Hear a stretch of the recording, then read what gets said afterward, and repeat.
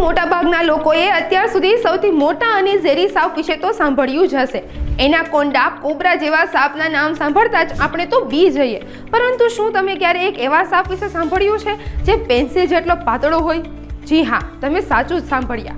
એક એવો સાપ છે જેને સામાન્ય પેન્સિલથી ભાગ્યે જ જાડો હશે। વિચારમાં પડી ગયા ને? ચાલો આજના નોલેજ કોર્નર પર હું પૂર્ણા સંઘાણી તમને સૌથી નાના એવા સાપની વાત કરું।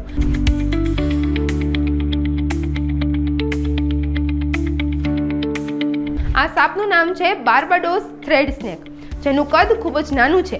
આ સાપ લગભગ 10 સેન્ટીમીટર લાંબો છે, જેને દુનિયાનો સૌથી નાનો સાપ માનવામાં આવે છે। આ સાપ લેપ્ટોટાઇફ્લોપિડે પરિવારનો છે, જેને સ્લેન્ડર બ્લાઇન્ડ સ્નેક કહેવામાં આવે છે। જંગલોમાં જોવા મળતો આ સાપ કુદરતનો એક અનોખો ચમત્કાર છે। તેનું વૈજ્ઞાનિક નામ ગ્રીક શબ્દ ટ્રેટ્રાચિલોસ્ટોમા પરથી આવ્યું છે।